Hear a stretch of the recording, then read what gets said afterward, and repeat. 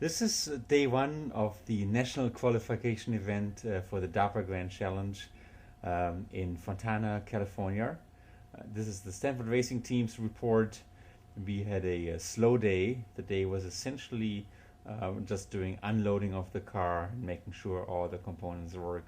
It was also a day to establish first contact with other teams, and I have some interesting insights to report later in this video.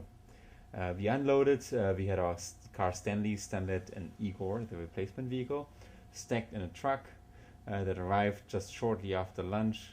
And here's Stanley being unloaded from its truck, seeing the reality of the Fontana Speedway for the very first time. Quite different from desert terrain, but that's where you're going to spend the next 10 days or so, trying to compete for one of the 20 precious slots in the final race.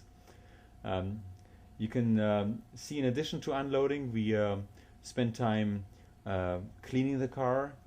We'll see footage coming up in a second of us making sure that the car actually looks nice. This is our bay that was assigned to us. We were just about the first on the racetrack, carrying out things to the car.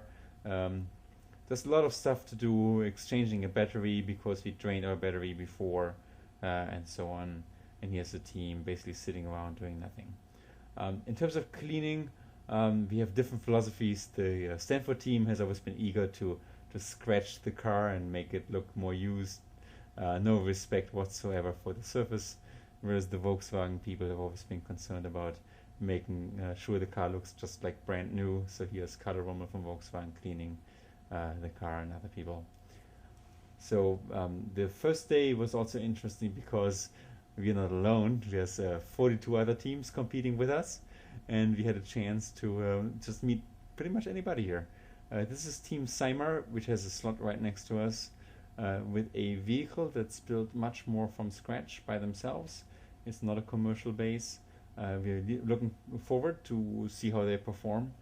This is MITRE organization, which has a truck similar to our SUV that's retrofit using SIG laser rangefinders. SIG laser rangefinders are fairly popular here. There's two systems, one is Regal, one is SIG, but it looks like pretty much anybody has SIG laser rangefinders on the roof somewhere, or maybe on the bottom, to avoid collisions. To us, it's been an amazing day because there's such a diversity of vehicles and such a diversity of technology. You'd think there's a single way to do it, just buy a car, put a couple of lasers on a camera, and that's it. But the truth is, there's so many different hypotheses as to how to win this race. It's just really fascinating to all of us. That's just really worth it. This is the red team. Chris Urmson from the red team actually came over. He's a good friend of Mike, and they exchanged a lot of technical detail. And it's really become a very friendly atmosphere between us and the red team, and us ourselves, obviously. You can see the beer bottle in Pam's hand over here. That we're all very excited. Some of us hid the beer when the press came, and of course we did a mandatory team photo on day one. So here we are, all in blue.